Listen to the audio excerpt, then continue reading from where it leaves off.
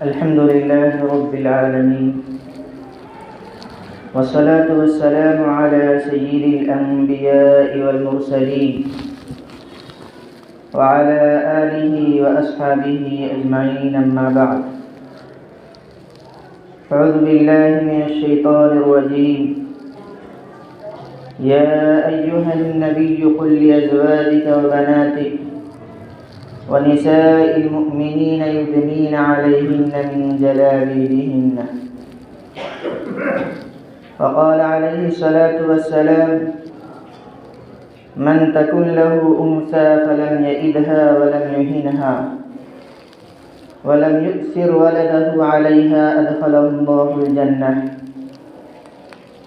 وقال عليه الصلاة والسلام: من كانت له 3 بنات أو 3 أخوات أو ابنتان أو أختان فأحسن صحبتهن واتقى الله فيهن فله الجنة، أو كما قال عليه الصلاة والسلام. صدق الله العظيم وصدق رسوله النبي الكريم، ونحن على ذلك لمن الشاهدين والشاكرين. بے پردہ نظر آئیں جو کل چند بیویاں، اکبر زمین غیرت قومی سے گڑ گیا. پوچھا جو ان سے آپ کا پردہ وہ کیا ہوا، کہنے لگی کہ عقل پہ مردوں کی پڑ گیا. معزز سامعین کرام، دینی بھائیوں، عزیز طلبہ، اللہ رب العزت کا بے حد احسان ہے، فضل ہے، کرم ہے کہ اس مالک ذوالجلال نے ہمیں اور آپ کو زندگی گزارنے کے لیے نہایت ہی صاف و شفاف شریعت عطا فرمائی ہے، جس شریعت پر عمل کرنا اور اس کو اپنانا انسان کی کامیابی کی ضمانت دیتا ہے. اس نعمت عظمیٰ پر ہمیں اور آپ کو اللہ کی شکر گزاری کرنی چاہیے. اللہ تعالیٰ نے ہمیں ایمان کی جو دولت دی ہے اس کو بچا کر رکھنے کی ہمت و توفیق نصیب فرمائے. حضرات، انسانی تمدن کی پوری تاریخ گواہ ہے کہ اسلام سے پہلے معاشرے اور سوسائٹی کے اندر عورتوں کی کوئی وقعت اور اہمیت نہیں تھی. جانوروں سے بھی بدتر سمجھی جاتی تھی. عورتوں کو اپنے نفس اور جان کے بارے میں بھی اختیار نہیں تھا. اسی وجہ سے باضابطہ عورتوں کی خرید و فروخت ہوتی تھی. اٹلی کے رہنے والے کچھ لوگوں کا نظریہ یہ تھا، وہ یہ کہتے تھے کہ گھوڑا اگر اچھا ہو تو اسے مہمیز کرنے کی اور پنچھی لگانے کی ضرورت نہیں، لیکن عورت خواہ اچھی ہو یا بری، بغیر مار پیٹ کے اسے صحیح راستے پہ کھڑا نہیں کیا جا سکتا. یونانیوں کا کہنا یہ تھا کہ آگ سے پیدا شدہ نقصانات کی تلافی ممکن ہے. طوفان و آندھی کی لبلائی ہوئی تباہی و بربادی کا ازالہ کیا جا سکتا ہے. سانپ کے ڈسے ہوئے کا علاج ممکن ہے، لیکن عورت آگ سے زیادہ خطرناک، طوفان و آندھی سے زیادہ وحشتناک اور سانپ کے زہر سے زیادہ زہریلی ہے. یہودیوں کا کہنا یہ تھا کہ عورت بدطینت اور بدکردار ہے. اسی کی وجہ سے حضرت آدم علیہ السلام کو جنت سے نکالا گیا اور جنتی نعمتوں سے محروم کیا گیا. عیسائیوں کا نظریہ یہ تھا، وہ یہ کہتے تھے کہ تمام برائیوں کا منبع اور سرچشمہ عورت کی ذات ہوا کرتی ہے. دنیا کے اندر جتنی بھی برائیاں ہوتی ہیں وہ سب عورتوں کی وجہ سے وقوع پذیر ہوتی ہیں. اور میرے محترم، ان سب سے زیادہ ناگفتہ حالت عرب کی تھی، جہاں لڑکیوں کے وجود کو باعث ننگ و عار سمجھا جاتا تھا. وہ اس گھر کو منحوس سمجھ کر چھوڑ دیتے تھے جہاں کسی لڑکی کی ولادت اور پیدائش ہوا کرتی تھی، اپنی ہی بیٹی کو زندہ زمین کے اندر گاڑ دیا کرتے تھے، پہاڑوں کی بلندی پر لے جا کر اسے دھکا دے دیا کرتے اور سمندروں کے موجے کے حوالے کر دیا کرتے تھے۔ حدیث شریف کے اندر لڑکیوں کو مارنے پیٹنے کے حوالے سے متعدد واقعات منقول ہیں۔ چنانچہ سنن دارمی کی روایت ہے، ایک صحابی اللہ کے رسول صلی اللہ علیہ وسلم کی خدمت میں حاضر ہوتے ہیں۔ وہ یہ کہتے ہیں، اللہ کے رسول، اسلام سے قبل زمانے جاہلیت میں ہم بتوں کو پوجتے تھے، مردار کھایا کرتے تھے، قتل و غارت گری ہمارا پیشہ تھا۔ میری ایک چھوٹی سی بچی تھی جو مجھ سے بہت مانوس تھی، بہت محبت کیا کرتی تھی۔ جب بھی میں اسے بلاتا بھاگ کر میرے پاس آ جاتی۔ ایک دن میں اسے لے جا کر اور ایک کنویں کے اندر پھینک دیا۔ آپ صلی اللہ علیہ وسلم کا یہ سننا تھا کہ چہرہ انور بدل گیا، متغیر ہو گیا۔ ایک صحابی جو وہاں پر پہلے سے موجود تھے، اس صحابی کو ڈانٹا اور ڈپٹا کہ تم نے جناب محمد رسول اللہ صلی اللہ علیہ وسلم کو غمزدہ کر دیا، غمگین کر دیا۔ آپ علیہ السلام نے کہا اسے چھوڑ دو۔ دوبارہ بیان کیا۔ اس واقعے کو سن کر آپ صلی اللہ علیہ وسلم اتنا روئے کہ پوری داڑھی مبارک آپ کی تر ہو۔ اسی طرح ایک اور واقعہ وہاں پر منقول ہے۔ ایک صحابی اللہ کے رسول کی خدمت میں حاضر ہوتے ہیں اور یہ کہتے ہیں، اللہ کے رسول، میں نے ایمان و اسلام کو اختیار کیا ہے، لیکن ایمان کی حلاوت و چاشنی کو اپنے اندر محسوس نہیں کر پا رہا ہوں۔ آپ صلی اللہ علیہ وسلم نے پوچھا آخر وجہ کیا ہے؟ انہوں نے جواب دیا کہ جب میں نے اسلام کو اختیار نہیں کیا تھا، میرے پاس ایک بیٹی تھی نہایت ہی حسین و جمیل۔ جب وہ شادی کی عمر کو پہنچی، ہر طرف سے پیغام نکاح آنے لگے، لیکن میری غیرت نے اس کو گوارا نہ کیا۔ یہ میرے لیے عیب کی بات تھی کہ کسی کو میں داماد بناتا۔ چنانچہ میں نے اپنے بیوی کو کہا کہ اس بیٹی کو تیار کرو، فلاں رشتہ دار کے پاس لے کر جانا ہے۔ اس لڑکی کو تیار کیا گیا، میں اسے لے کر چلا، پہاڑی راستے سے گزر رہا تھا، ایک گھاٹی آئی، میں نے اس گھاٹی کے اندر جھانک کر دیکھا، میری بیٹی نے میرے ارادے کو بھانپ لیا، وہ میرے قدموں میں گر گئی، آہو فغاں کرنے لگی، رونے اور چیخنے لگی کہ ابو جان مجھے معاف کر دیجیے۔ مجھے رحم آ گیا، میں اپنی بیٹی کو چھوڑ دیا۔ یکایک اس کے بعد شیطانی حملہ ہوا اور میں نے اپنی بیٹی کو اٹھا کر اس کھائی کے حوالے کر دیا۔ آپ علیہ السلام اس واقعے کو سن کر سکتے میں آ گئے، لیکن اس صحابی کی بھی آپ نے ان کی دل شکنی نہیں کی، آپ نے ان کو تسلی دی اور فرمایا الاسلام یہدم ما کان قبلہ، کہ اسلام زمانے جاہلیت کے گناہوں کو مٹانے کے لیے آیا ہے۔ اسلام سے پہلے جو تم نے گناہ کیے ہیں، اسلام لانے کے بعد اللہ تبارک و تعالی تمہارے سارے گناہوں کو معاف کر چکا ہے۔ وہ صحابی وہاں سے چلے گئے۔ میرے محترم بزرگوں اور دینی بھائیوں، ایسی ناگفتہ بے حالت کے اندر، ایسے خطرناک صورت حالت کے اندر اسلام آیا اور لڑکیوں پر ہونے والے ظلم کے خلاف صدائے احتجاج بلند کیا۔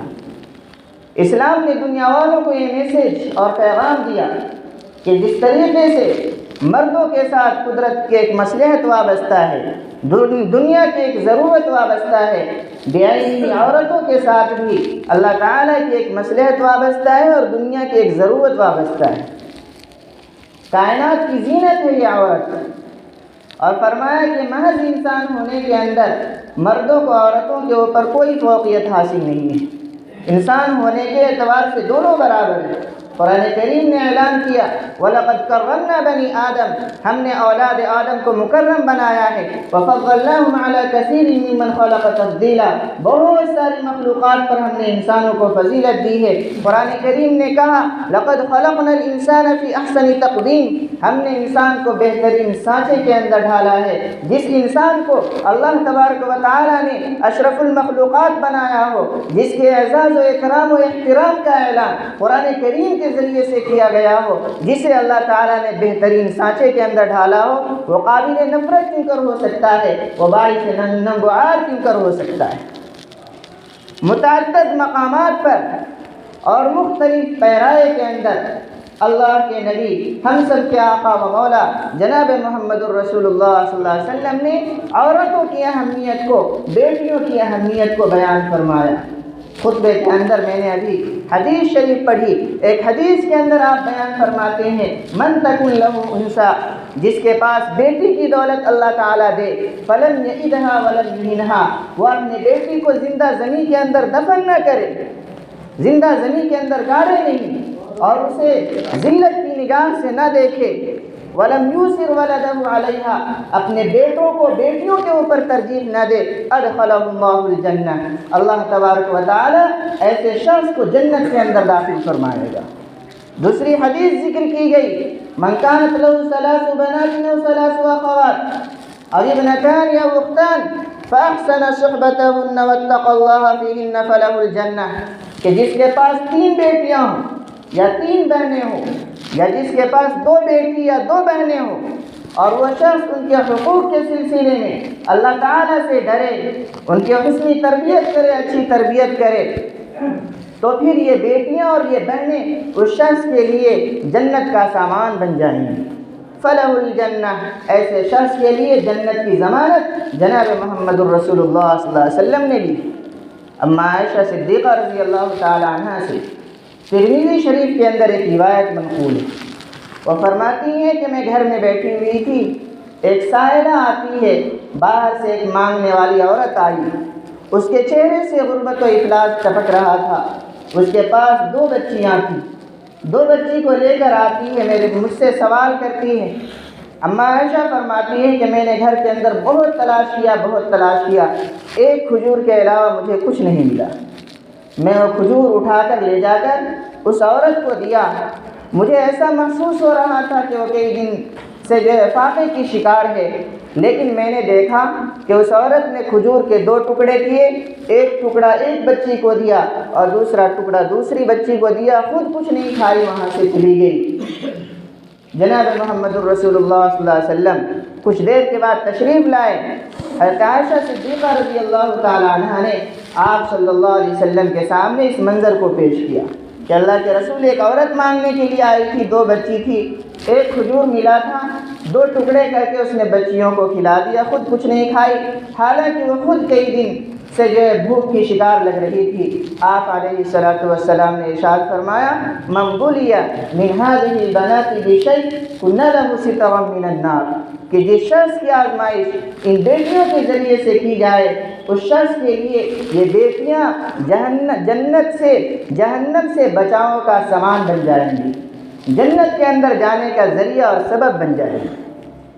آپ علیہ الصلوۃ والسلام کے ایک اور حدیث قابل ذکر ہے جس میں فرماتے ہیں لا تکرہوا البنات فإنہن المونسات الغالیات، کہ بیٹیوں کو ناپسند نہ کرو، اس لیے کہ یہ انس و محبت کرنے والی ہوتی ہے اور نہایت ہی قیمتی چیز ہے۔ بیٹیاں گھر کے اندر آتی ہے، ڈھیر ساری برکات کو لے کر وہ آتی ہے، اللہ تبارک و تعالیٰ کی مدد اور نصرت اس گھر کے اندر اور اس گھر والوں کے شامل حال ہوتی ہے۔ آپ نے فرمایا دنیا متاع وخیر متاعها المرأة الصالحہ، کہ دنیا ایک سامان ہے اور بہترین سامان دنیا کی وہ نیک بیوی ہے۔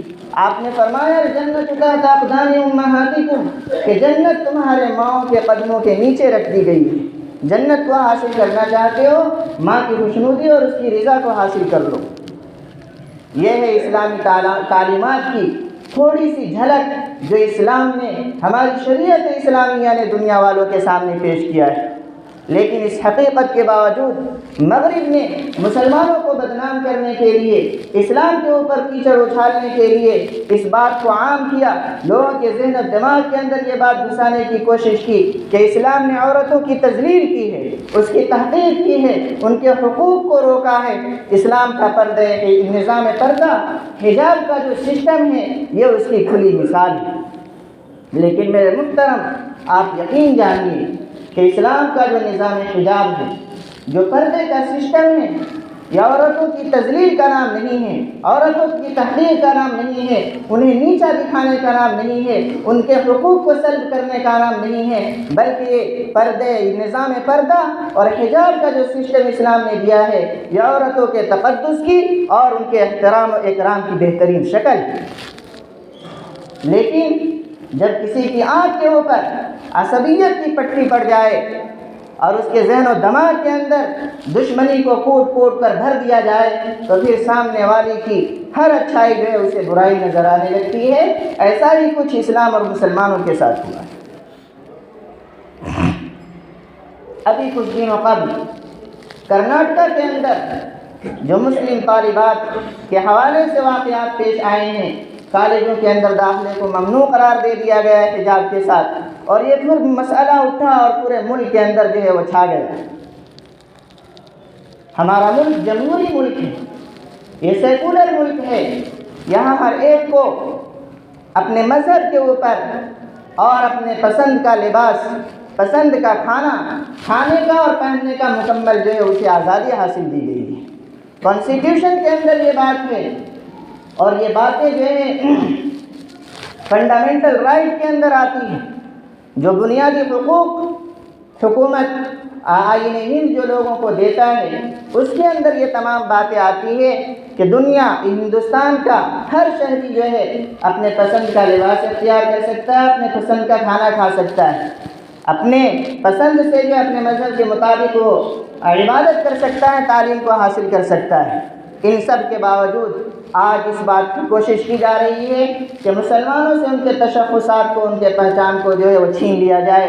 آپ کے ذہن دماغ کے اندر یہ بات رہنی چاہیے کہ حیا جو ہے ہمارے ایمان کا نہایت ہی اہم شعبہ اور حصہ ہے۔ آپ علیہ الصلوۃ والسلام نے فرمایا کہ الایمان بضع وسبعون شعبہ، ایمان کی 70 سے زیادہ شاخیں ہیں، سب سے افضل لا الہ الا اللہ کہنا ہے، اور سب سے ادنا عمل ایمان کا راستے سے تکلیف دہ چیز کو ہٹا دینا ہے۔ والحیاء شعبۃ من الایمان، حیا ایمان کا ایک اہم شعبہ ہے۔ ہم اپنے ایمانیات سے دستبردار نہیں ہو سکتے۔ پارلیمنٹ کے اندر 3 طلاق کا بل وہ پاس ہو گیا، اور حجاب کا مسئلہ بھی زیر غور ہے۔ یہ حکومتیں جو ہے ظلم کریں مسلمانوں کے اوپر، لیکن ہمیں اور آپ کو یہ طے کرنا ہے کہ اپنے مستورات کو حجاب کی تعلیم دینی ہے اور انہیں حجاب کا پردہ کرنے کا پابند بنانا ہے۔ حجاب اور پردہ یہ صرف مسلمانوں کی آواز نہیں ہے، یہ فطرت کی بھی آواز ہے۔ آپ نظر اٹھا کر دیکھ لیں، اللہ تبارک و تعالیٰ کی سنت یہ ہے کہ جو چیز قیمتی ہوتی ہے اللہ تبارک و تعالیٰ اسے پردے میں رکھتے ہیں۔ انسان کا دل اور اس کا دماغ، انسان کے پاس جو دیکھنے کی صلاحیت اللہ تبارک و تعالیٰ نے آنکھ کے ذریعے سے دی ہے، نہایت ہی قیمتی اعضاء ہے۔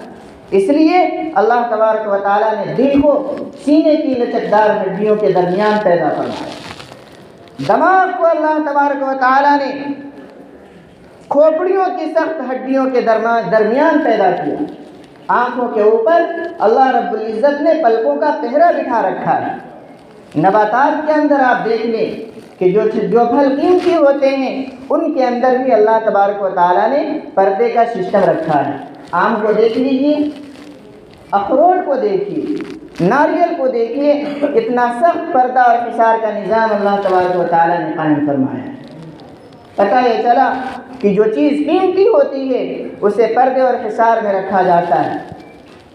معاشرے اور سوسائٹی کے اندر جو لوگ اہمیت کے حامل ہوتے ہیں، ملک کے جو وزیر اعظم ہیں یا صدر جمہوریہ ہیں، کیا انہیں پردے میں نہیں رکھا جاتا؟ ہر ایک کو ان سے ملنے کی اجازت بھی نہیں ہوتی، اور ملنے کی اجازت تو دور کی بات ہے، ہوائی جہاز کو بھی اس کی اجازت نہیں ہوتی کہ ان کے محلوں کے اوپر سے پرواز کر جائے۔ تو جو اہمیت کے حامل لوگ ہوتے ہیں، جو قیمتی ہوتے ہیں، انہیں حصار میں رکھنے کی کوشش کی جاتی ہے۔ یہ تو لوگوں کا بھی سسٹم ہے، اللہ تبارک و تعالیٰ کی عادت بھی ایسا ہی ہے۔ ہمارا ماننا یہ ہے، ہم مسلمانوں کے نزدیک عورتیں جو ہے سونے اور جواہر سے بھی زیادہ قیمتی ہے۔ عورتوں کو اللہ تبارک و تعالیٰ نے اتنا قیمتی بنایا ہے، اتنا قیمتی بنایا ہے کہ اس کی حفاظت و صیانت کے اوپر اللہ تبارک و تعالیٰ نے جنت کے فیصلے فرمائے ہیں۔ اس لیے ہمارے نزدیک، ہم مسلمانوں کے نزدیک عورتوں کی قیمت سونے اور چاندی سے بھی زیادہ ہے، جواہرات سے بھی زیادہ ہے۔ اس لیے ہم مسلمان اپنے مذہب کی اتباع کرتے ہیں اور عورتوں کی حفاظت کا مکمل انتظام کرتے ہیں۔ صحیح معنوں کے اندر اگر ہمارے اندر ایمان ہے، صحیح معنوں میں اسلام کے اوپر ہم قائم ہیں، تو یقیناً ہم اپنے گھروں کے اندر پردے حجاب کو نافذ کریں گے، اپنی بچیوں کو تعلیم دیں گے، گھر کی مستورات کو بٹھا کر، اور وہاں انہیں سمجھائیں گے کہ پردہ جو ہے یہ ہمارے ایمان و یقین کا حصہ ہے۔ ایک مرتبہ حضرت عمر بن خطاب رضی اللہ تعالی عنہ آپ علیہ السلام کے پاس تشریف لائے۔ اس وقت حجاب کا حکم نازل نہیں ہوا تھا، پردے کی آیت نازل نہیں ہوئی تھی۔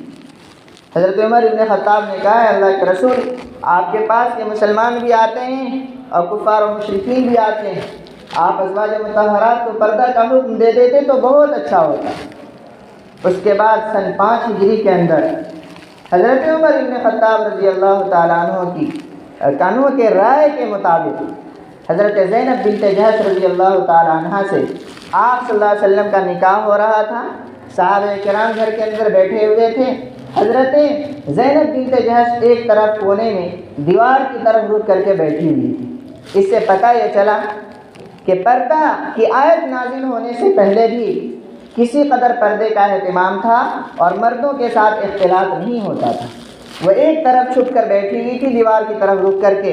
اس موقع سے اللہ رب العزت نے پردے کی آیت کو نازل فرمایا اور مسلمان عورتوں کو پردہ کرنے کا حکم دیا گیا۔ جب وہ آیت نازل ہوئی جس کے اوپر سر پر دوپٹہ ڈالنے کی بات کہی گئی، یدنین علیہن من جلابیبہن، آپ علیہ السلام نے اس آیت کی عملی تفسیر اس طریقے سے کی کہ حضرت زینب بنت جحش رضی اللہ تعالیٰ عنہ جس طرح بیٹھی ہوئی تھی کمرے کے اندر جو ہے وہاں پر چادر ٹانگ دیا اور حضرت زینب کے پورے وجود اور جسم کو چھپا دیا۔ یہ عمل کر کے آپ علیہ السلام نے قرآن کریم کی اس آیت کی تفسیر بیان کر دی کہ عورتوں کے لیے اصل پردہ یہ ہے کہ ان کا جسم لباس کے ساتھ بھی باہر نظر نہیں آنا چاہیے۔ وقرن فی بیوتکن قرآن کریم کی آیت ہے، اس کا معنی یہ ہے کہ تم عورتیں اپنے گھروں سے چمٹی رہو۔ حضرت مولانا اشرف علی تھانوی رحمۃ اللہ علیہ نے بیان القرآن کے اندر لکھا ہے کہ اصل پردہ یہ ہے کہ عورتوں کا وجود لباس کے ساتھ بھی نظر نہیں آنا چاہیے۔ ضرورت کی جو جگہ ہے وہ الگ ہے، ڈاکٹروں کے پاس جانا ہے، تعلیم حاصل کرنا ہے، ضرورت سے نکلنا اگر ہے تو پھر قرآن کریم نے اس کا طریقہ بتلایا۔ حضرت عبیدہ سلمانی رضی اللہ تعالیٰ عنہ سے اس آیت کی تفسیر معلوم کی گئی کہ ادنائے جلباب کا مطلب کیا ہے، تو انہوں نے فرمایا ایک چادر منگوایا لمبی سی اور اس چادر سے اپنے پورے وجود کو ڈھکا اور بائیں آنکھ کی جگہ پر تھوڑی سی جگہ کھلی رکھی راستے کو دیکھنے کے لیے اور فرمایا یہ ہے ادنائے جلباب کا مطلب۔ قرآن کریم نے جو پردے کا حکم دیا ہے اس پردہ پر عمل کرنے کا طریقہ یہ ہے کہ عورت پورے وجود کو ڈھکے اور اپنے آنکھ کی جگہ پر تھوڑی سی جگہ جو ہے وہ کھلی رکھے تاکہ راستے وغیرہ کو وہ دیکھ سکے۔ میرے محترم بزرگوں، دینی بھائیوں، یہ پردے کے حوالے سے اتنا تاکیدی حکم ہمیں اور آپ کو دیا گیا ہے، بہت ہی زبردست انداز میں۔ اور صحابہ کرام کا جو واقعہ ہے اور یہ جو پردہ ہے صرف ایسا نہیں ہے کہ عورتوں کے لیے ہے، مردوں کے لیے کھلی اجازت ہے کہ جدھر چاہے وہ اپنے نظر کو گھما سکتے ہیں، جن چیزوں کو چاہے دیکھ سکتے ہیں۔ نہیں، قرآن کریم نے کہا قل للمؤمنات یغضضن من ابصارہن، آپ مومن عورتوں سے کہہ دیجئے کہ وہ اپنی نگاہوں کو نیچی کر لیں، وَيَحْفَظْنَ فُرُوجَهُنَّ، اپنے شرمگاہ کی حفاظت کرے۔ اور دوسری آیت کے اندر بھی یہی حکم مردوں کو بھی دیا گیا، قل للمؤمنین یغضوا من ابصارہم، مومن مردوں سے کہیے کہ اپنی نگاہ کو نیچی کرے، وَيَحْفَظُوا فُرُوجَهُمْ، اپنے شرمگاہ کی حفاظت کرے۔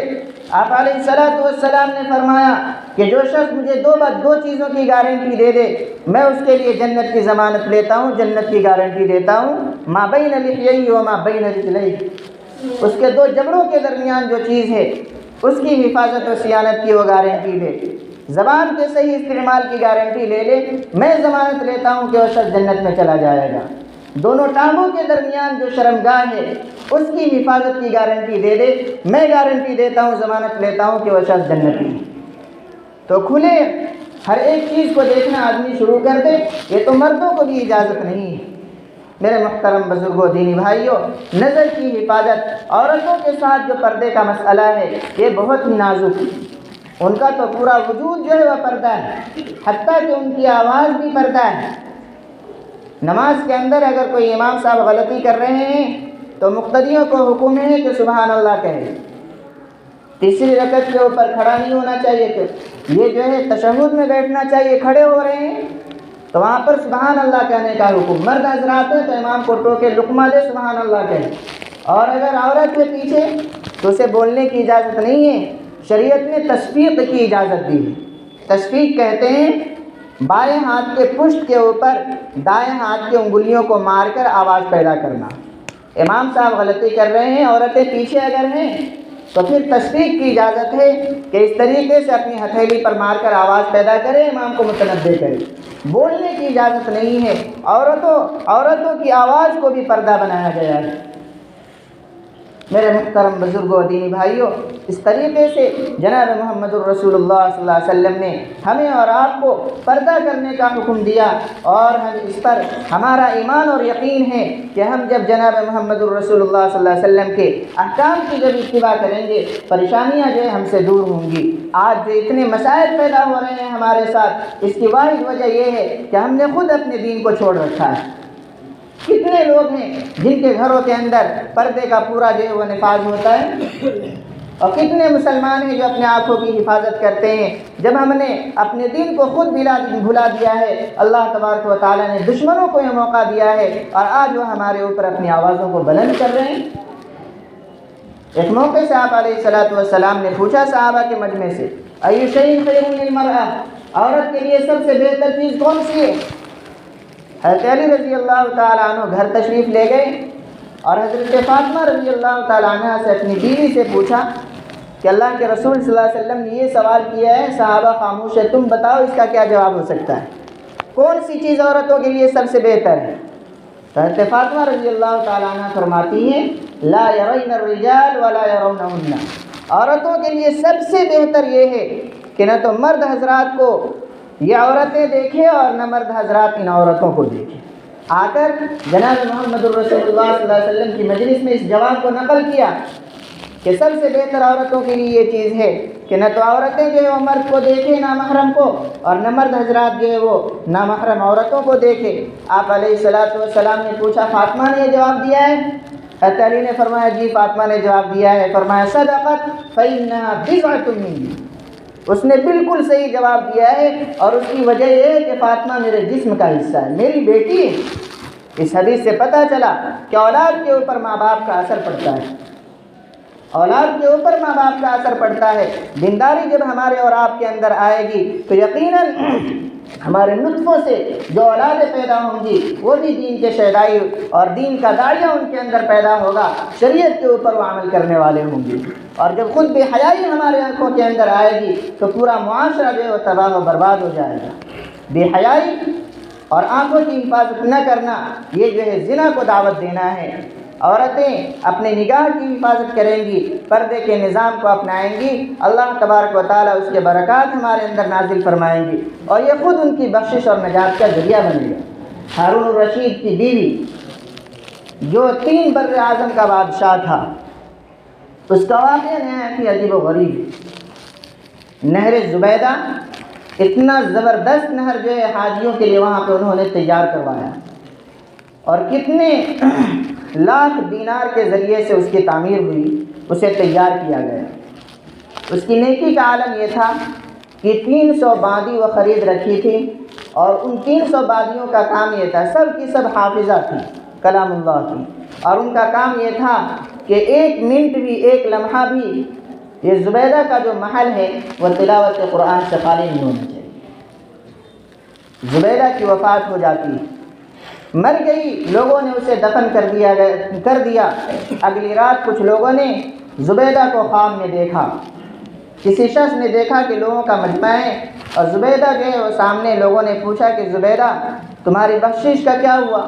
اللہ تبارک و تعالیٰ نے تمہارے ساتھ کیا معاملہ کیا؟ زبیدہ نے جواب دیا کہ میں نے اللہ کی رضا کے لیے بہت سارے کام کیے تھے، 300 بادیوں کو خریدا تھا، اور اتنا لمبا چوڑا نہر زبیدہ کو میں نے تیار کیا، لیکن یہ کوئی بھی عمل میرے کام کا نہیں تھا۔ اللہ کے سامنے میری پیشی ہوئی اللہ تبارک و تعالیٰ نے کہا کہ زبیدہ تم نے بڑے خدمات انجام دیے ہیں، لیکن وہ تمہاری بخشش کے لیے کافی نہیں ہے۔ اتنا بڑا نہر کھدوایا، وہ اس لیے تمہاری نجات نہیں کرا سکتے کہ تمہارے پاس بیت المال کی کنجی تھی، خزانہ تمہارے ہاتھ میں تھا، تمہارا شوہر بادشاہ تھا، تم نے وہاں سے لے کر اس کو کھدوا دیا۔ البتہ ایک عمل تمہارا میرے پاس ہے، اس عمل کے ذریعے سے میں تمہاری بخشش کرتا ہوں۔ حضرت وہ زبیدہ نے پوچھا کہ وہ کون سا عمل ہے؟ اللہ تبارک و تعالیٰ کی طرف سے ارشاد ہوا کہ ایک رات تجھے بھوک لگی ہوئی تھی، تو کھانے کے اوپر بیٹھی تھی سخت بھوک کی حالت میں، اور تمہارا دوپٹہ جو یہ سر سے نیچے تھا، تم نے اپنا نوالا اور لقمہ کھانے کے لیے اٹھایا، منہ تک پہنچایا تھا کہ مسجد سے میرے نام کو مؤذن نے پکارا، اللہ اکبر کی صدا بلند ہوئی، تو نے میرے نام کے احترام کے اندر لقمہ کو نیچے گرایا اور اپنے سر کو ڈھک لیا۔ میرے اس نام کے ادب کی وجہ سے میں تمہاری بخشش کرتا ہوں اور جنت کے اندر تمہیں داخل فرماتا ہوں۔ یہ نہایت ہی عبرت آموز واقعہ ہے۔ حضرت رابعہ بصری انہوں نے اپنے بادی کو حکم دیا کہ جب میں مر جاؤں تو رات کے اندر میری موت ہوگی، اعلان نہیں کروانا، رات کی تاریکی کے اندر مجھے دفن کر دینا تاکہ کسی غیر محرم کی نظر میرے مرے ہوئے جسم کے اوپر نہ پڑنے پائے۔ انتقال ہو گیا۔ بادی نے نہلا دھلا کر جس کرتی کے اندر وہ تہجد کی نماز ادا کرتی تھی، اس کرتی کے اندر لے جا کر کچھ لوگوں کو بلا کر دفن کفن کا انتظام کروا دیا۔ اگلے روز وہ خواب میں اپنے بادی کے خواب میں آتی، آ کر کہتی ہے کہ بیٹی تمہارا بہت بہت شکریہ کہ تم نے میری وصیت کے مطابق عمل کیا، اللہ تمہیں جزائے خیر دے۔ بادی نے دیکھا کہ سبز لباس پہنے ہوئی ہے، جس کرتی کے اندر دفن کیا گیا تھا وہ جو ہے نہیں ہے جسم کے اوپر۔ بادی نے پوچھا کہ آپ کی وہ کرتی کیا ہوئی اور آپ کے ساتھ اللہ تعالیٰ نے کیا معاملہ کیا؟ تو انہوں نے جواب دیا کہ جب میرے پاس منکر نکیر آئے اور مجھ سے سوال کیا مر رب کی، تمہارا رب کون ہے، تو میں نے کہا کہ جس خدا کو میں نے 40 سال نہیں بھلا سکا، اس خدا کو 2 گز زمین کے اندر آنے کے بعد بھول جاؤں گی۔ فرشتوں نے سوال کو روک دیا اور کہا کہ چلو اس سے کیا سوال کرنا، اور پھر میرے کرتی کو نکال کر اللہ تبارک و تعالیٰ نے میرے نامہ اعمال میں رکھ دیا ہے، کل قیامت کا وقوع ہوگا، اللہ تبارک و تعالیٰ میرے عملوں کے ساتھ اس کرتی کو بھی تولے گا، اور یہ جنتی لباس مجھے پہنا دیا ہے، میرے قبر کو جو ہے جنت کا گڑھا بنا دیا ہے۔ یہ سب روایات ہمیں اور آپ کو اس بات کی تعلیم دیتے ہیں کہ ہم اپنے مستورات کے اندر پردے کے نظام کے حوالے سے گفتگو کریں۔ جہاں کہیں باہر جاتی ہیں، رشتہ داری میں، بازاروں میں ضرورت کی وجہ سے جانا ہوتا ہے، ہر ایک کے ساتھ جو ہے ضرورت وابستہ ہے، نکلنے کی ضرورت پڑ سکتی ہے، جب وہ نکلے حجاب کے اندر نکلے۔ اللہ تبارک و تعالی ہمیں اور آپ کو کہنے سننے سے زیادہ عمل کی توفیق عطا فرمائے، مستورات کے حوالے سے فکر مند ہونے کی توفیق عطا فرمائے، آمین۔ وآخر دعوانا الحمد للہ رب العالمین۔